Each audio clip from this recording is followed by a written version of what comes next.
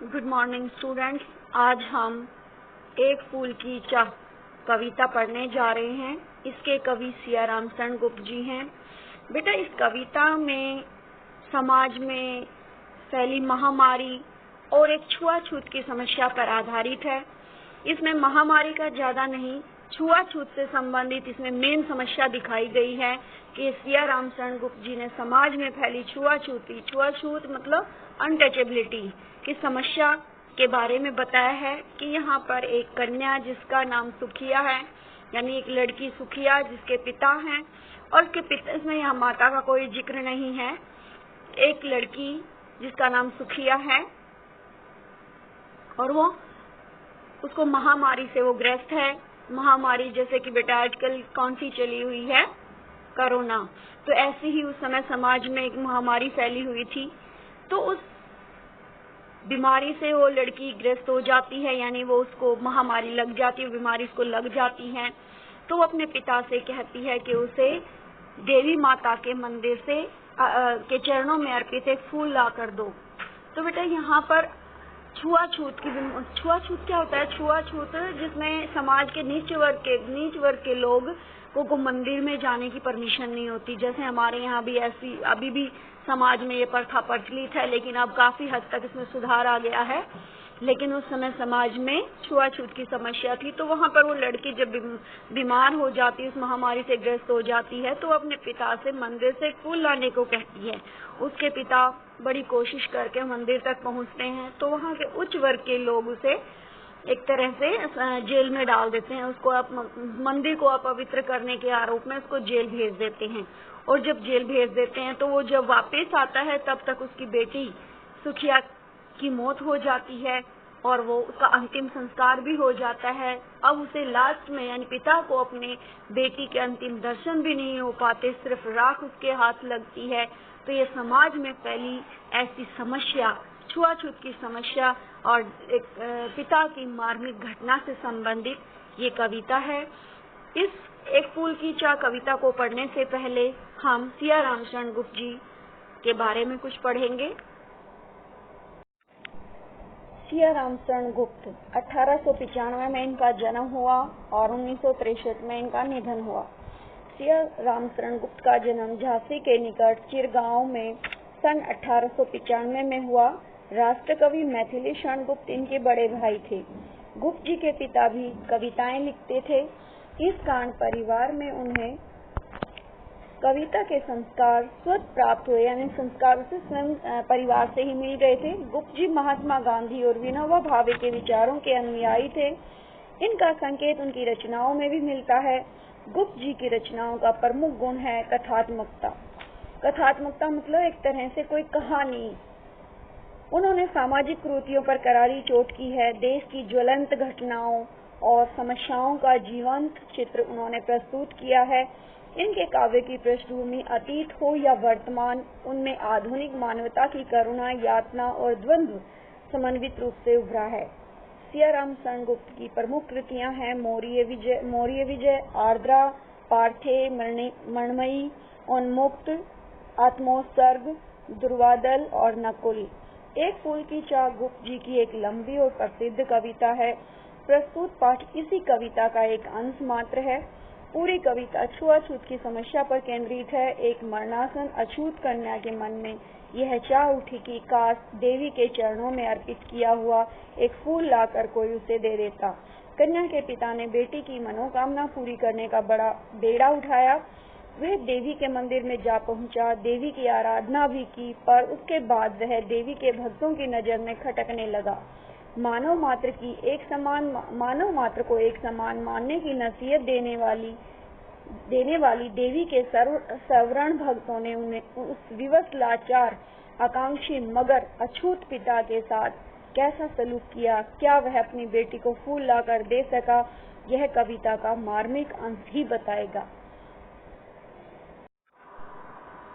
एक फूल की चाह। उद्वेलित कर अश्रु राशियां हृदय चिताएं धधका कर महामारी प्रचंड हो फैल रही थी इधर उधर।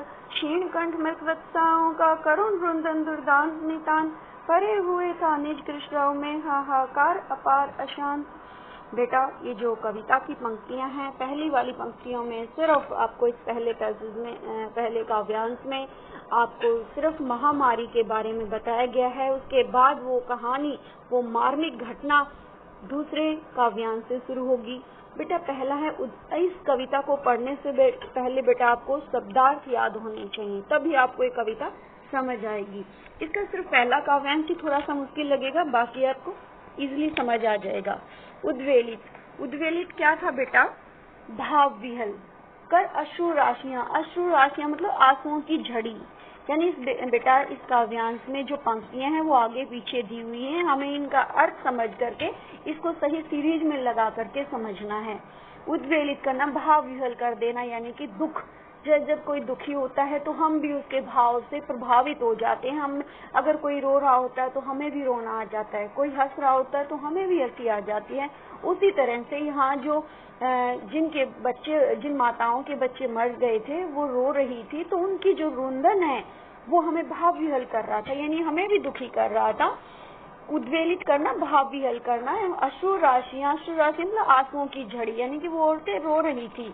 हृदय चिताएं धधकाकर, हृदय चिताएं अर्थात एक तरह से बेटा जो माताओं के हृदय में अपने बच्चों से जो बिछो था, बिछो रूपी अग्नि, यानी कि उसके अलग होने की अग्नि उनको उनके अंदर जल रही थी। उनके बच्चे उनसे अलग हो गए थे तो उनका हृदय उनसे दूर होने के कारण जल रहा था एक तरह से। महामारी प्रचंड हो, यानी कि जो महामारी समाज में फैली हुई थी वो प्रचंड रूप, यानी प्रचंड मतलब तीव्र रूप धारण किया हुआ था, फैल रही थी इधर उधर, वो तीव्र रूप धारण करके वही इधर उधर फैल रही थी। क्षीण कंठ, क्षीण मतलब कमजोर, कंठ मतलब गला। मृत वत्सा, मृत वत्साएं वो हैं जिन माँ की संतानें मर गई हैं, यानी कि जो माताएं थी जिनके बच्चे मर गए थे उनके गले कमजोर पड़ गए थे। क्यों? रो रो कर। करुण रुंदन, करुण मतलब एक तरह से दया से, रुंदन मतलब रोना। दुर्दांत बेटा हृदय विदारक, यानी कि ऐसा इस बुरी तरह से वो रो रही थी जिनको रोक पाना बड़ा ही मुश्किल था। ठीक है बेटा। नितांत यानी लगातार, भरे हुए था निज, निज मतलब अपना, कृष मतलब कमजोर, रव मतलब आवाज, शोर, यानी कि जो माताएं रुंद अपने कमजोर गले से, क्योंकि वो रो रो कर थक चुकी थी लेकिन उनका रोना नहीं रुक पा रहा था, तो उसका जो रोना नहीं रुक पा रहा था तो उनका गला क्षीण कमजोर हो गया था और वो उनके कमजोर से गले में उसका रोना जो है वो लगातार जारी था। हाहाकार अपार अशांत, और चारों तरफ पूरे समाज में जो मौत का तांडव हो रहा था, इसलिए हाहाकार मचा हुआ था और ऐसा लग रहा था कि ये जो अशांति समाज में फैली है ये रुकने का नाम नहीं ले पा रही थी, इसका कोई ठोर ठिकाना, यानी कि एक तरह से वो महामारी समाप्त नहीं हो रही थी। उस महामारी समाप्त नहीं हो रही थी तो लोग काफी संख्या में मर रहे थे, इसलिए ये लग रहा था कि समाज में कभी भी शांति नहीं होगी, यानी कि सारा माहौल ही अशांत हो गया था। मूल रूप से बेटा इस पूरे काव्यांश का अर्थ है कि चारों तरफ महामारी फैली हुई थी, बहुत सारे लोग बीमारी की चपेट में आ गए थे। जिन माताओं की संतान मर चुकी थी उनके हृदय अपने बच्चों से दूर होने के कारण उस बिछो की अग्नि में जल रहे थे। उनकी आंखों से आंसुओं की धारा लगातार बह रही थी। उन माताओं की दबी हुई आवाज में करुण रुंदन हृदय विदारक और कभी कम न होने वाला था, यानी कि उनका रोना कभी भी कम नहीं हो रहा था। वातावरण में चारों तरफ ऐसी ही चीख पुकारें सुनाई दे रही थी जो समाज में अशांति फैला रही थी और ऐसा लग रहा था कि वातावरण कभी भी शांत नहीं हो पाएगा। अगला है बेटा, बहुत रोकता था सुखिया को न जा खेलने को बाहर, नहीं खेलना रुकता उसका, नहीं ठहरती वह पल भर, मेरा हृदय कांप उठता था बाहर गई निहार उसे, यही मानता था कि बचा लूं किसी भांति इस बार उसे।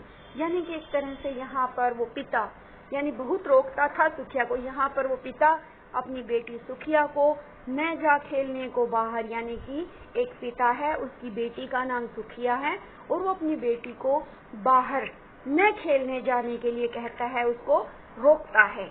नहीं खेलना रुकता उसका, नहीं ठहरती वह पल भर, यानी कि बेटा बच्चे चंचल होते हैं, तो वो जो सुखिया लड़की है वो बाहर खेलने के लिए निकल जाती थी। वो एक पल के लिए भी घर में नहीं रुकती थी। उसका पिता उसे रोकता था कि कहीं वो महामारी से ग्रस्त ना हो जाए, और उसको वो बाहर जाने से रोकता था, लेकिन वो एक पल भी घर में नहीं टिकती थी और बाहर खेलने के लिए चली जाती थी।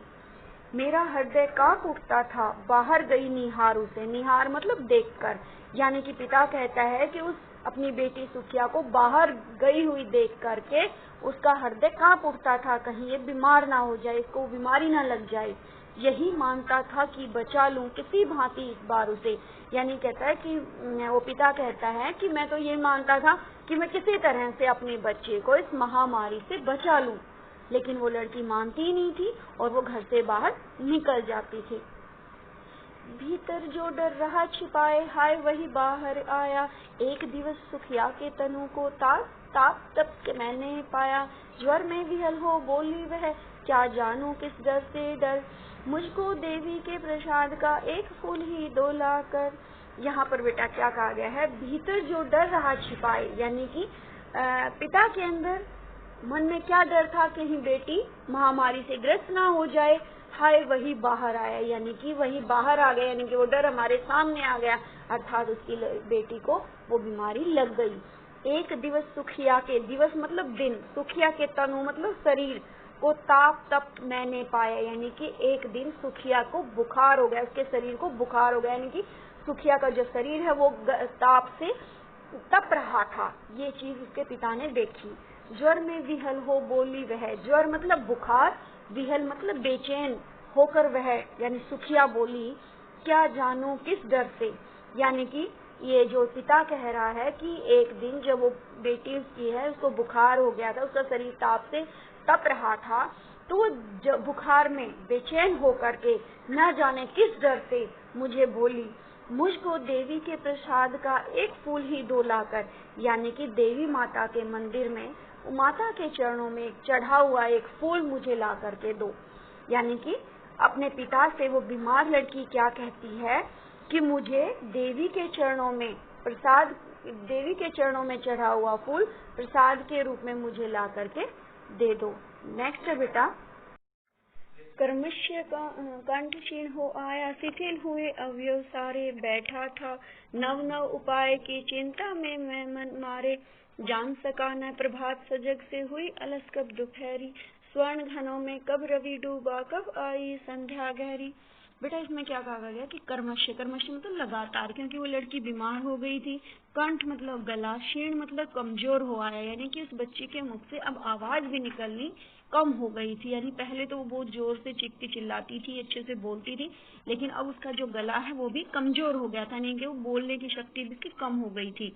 शिथिल मतलब एक तरह से शिथिल हो जाना, यानी कि ढीले पड़ जाना। हुए अवयव, अवयव मतलब अंग सारे, यानी उसके जो सारा शरीर जो ऊर्जा से भरा रहता था, जो वो सारा दिन उछलती कूदती रहती थी, तो उसके अंग भी शिथिल हो गए थे, यानी ढीले पड़ गए थे।